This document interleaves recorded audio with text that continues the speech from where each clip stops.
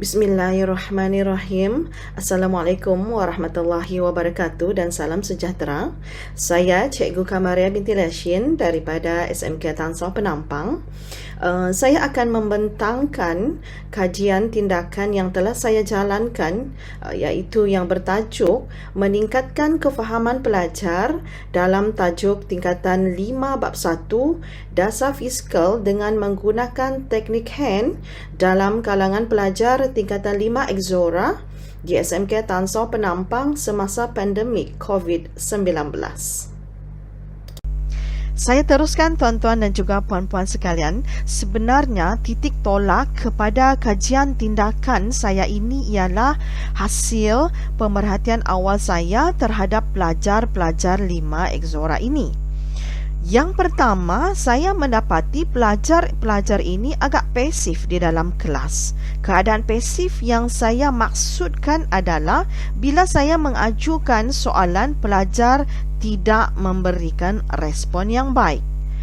Okey, pemerhatian yang kedua adalah markah. Pelajar tidak mendapat markah yang penuh dalam soalan pengukuhan yang saya berikan dan cara menjawab juga kurang baik. Tetapi dalam pemerhatian saya yang ketiga ini, saya melihat peluang, iaitu masih belum terlambat untuk saya membantu pelajar ini meningkatkan kefahaman mereka disebabkan bab 1 ini adalah bab yang awal sekali di tingkatan 5. Dan sudah semestinya pemerhatian yang keempat, saya melihat perkara ini akan menjadi ancaman kepada markah peperiksaan SPM pelajar sekiranya tidak ada kajian dan tindakan daripada saya selaku guru yang mengajar subjek ekonomi dalam kelas ini. Saya teruskan tuan-tuan dan juga puan-puan sekalian. Melihat kepada hasil pemerhatian awal saya membuat refleksi. Dari hasil refleksi ini, saya mendapati masalah yang berlaku sebenarnya yang pertama adalah pelajar tidak boleh membezakan apa itu dasar fiskal, apa itu dasar fiskal menguncup. Masalah yang kedua pula adalah pelajar tidak boleh membezakan bagaimana cara dasar fiskal ini menyelesaikan masalah ekonomi. Masalah ekonomi ada dua, inflasi dan juga kemelesetan ekonomi. Dan masalah yang ketiga, pelajar ini tidak menguasai sebenarnya tajuk dasar fiskal. Ini disebabkan oleh PDPR yang dijalankan sepanjang pandemik COVID-19 dan mengakibatkan pelajar ini kurang motivasi.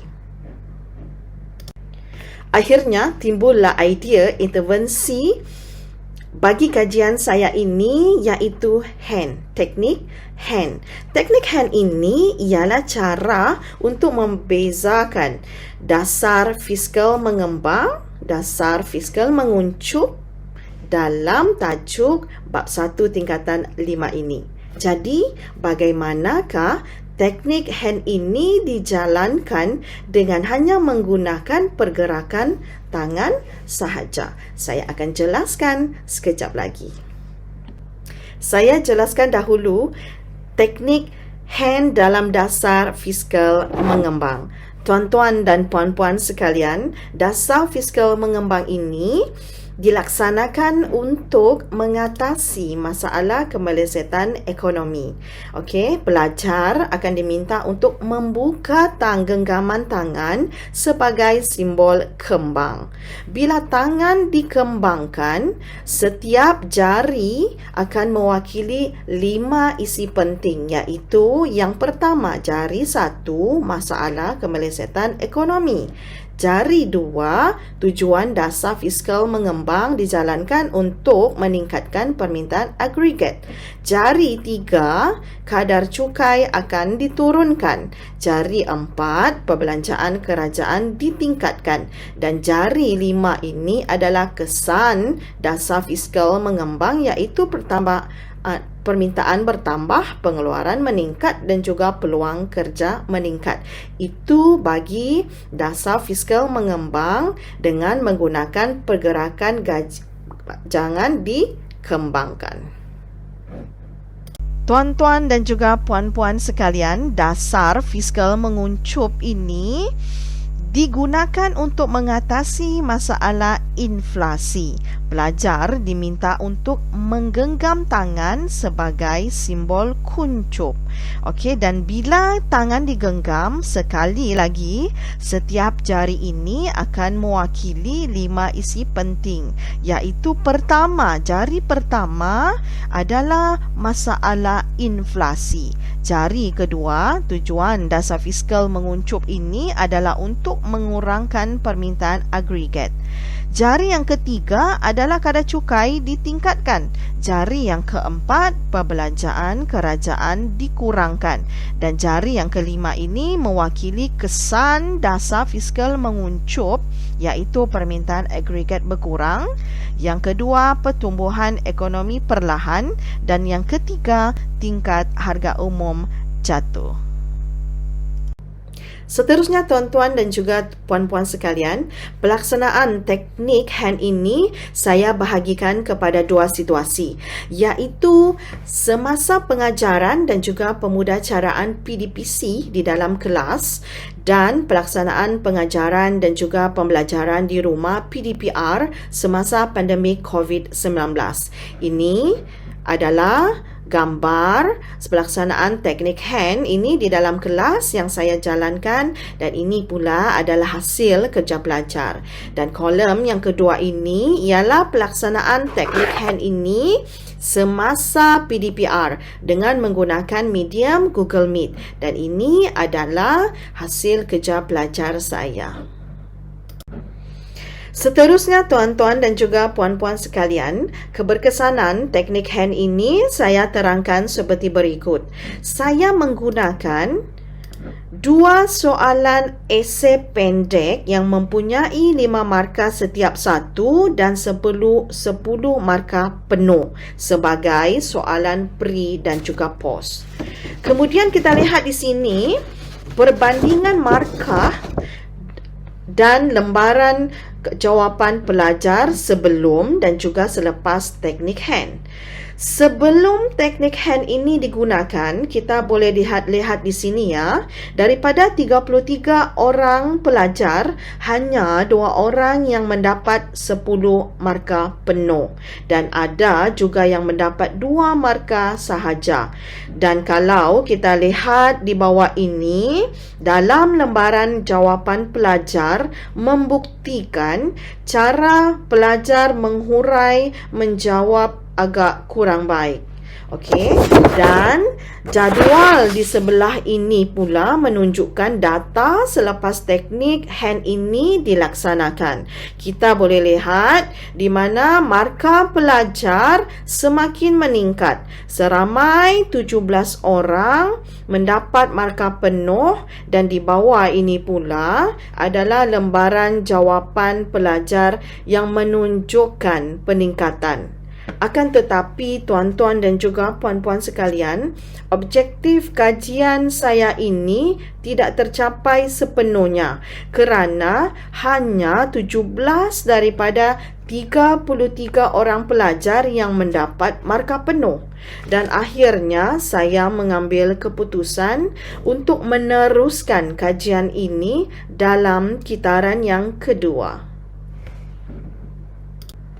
Dalam kitaran 2 ini, saya menamakan intervensi sebagai hand 2.0.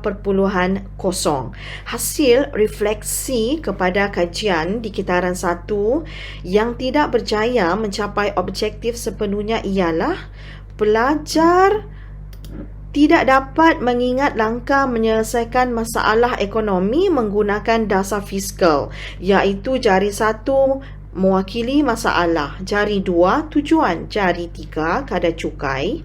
Jari 4 perbelanjaan kerajaan. Dan jari 5 itu adalah kesan. Dan akhirnya saya membuat penambahbaikan, intervensi di kitaran 2 ini dengan saya meminta pelajar untuk mencipta ayat yang senang. Mereka ingat mengikut huruf pangkal setiap isi penting yang diletakkan di setiap jari mereka ini. Okey, contohnya di sini ini adalah hasil idea pelajar saya.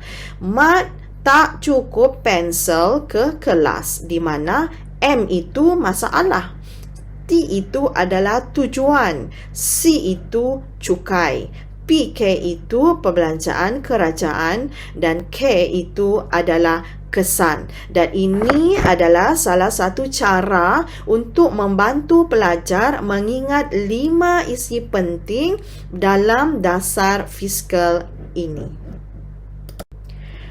Tuan-tuan dan juga puan-puan sekalian, dan keberkesanan teknik hand 2.0 ini saya terangkan sekali lagi menggunakan jadual berikut. Saya masih menggunakan soalan pre dan post yang sama.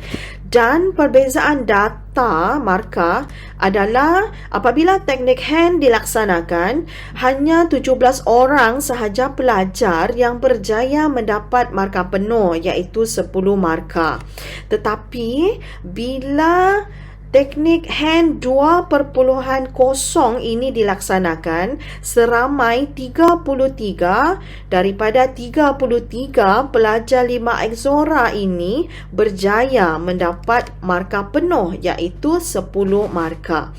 Dan ini dibuktikan dengan kita melihat kepada lembaran jawapan pelajar di sini, iaitu teknik hand 2.0 ini membantu pelajar membuat jawapan, menghuraikan jawapan dengan baik, dengan tersusun, dan mereka mampu memberikan jawapan melebihi daripada jumlah markah yang diperlukan. Tuan-tuan dan juga puan-puan sekalian, sebagai kesimpulan dapat saya rumuskan di sini, iaitu yang pertama, secara umumnya, objektif kajian tindakan saya ini tercapai. Pelajar saya boleh mengaplikasikan teknik hand 2.0 ini. Pelajar saya juga boleh membezakan dasar fiskal mengembang dan dasar fiskal menguncup dengan betul. Rumusan yang kedua adalah secara khusus. Pelajar saya boleh menghuraikan 5 isi penting cara menyelesaikan masalah ekonomi, iaitu inflasi dan kemelesetan ekonomi menggunakan dasar fiskal mengembang dan dasar fiskal menguncup itu tercapai. Dan rumusan yang ketiga dari segi markah, 33 daripada 33 pelajar saya ini mendapat markah penuh, iaitu 10 markah. Dan yang terakhir sekali, itu sahaja daripada saya, Cikgu Kamaria binti Yashin daripada SMK Tansau Penampang. Sekian, terima kasih.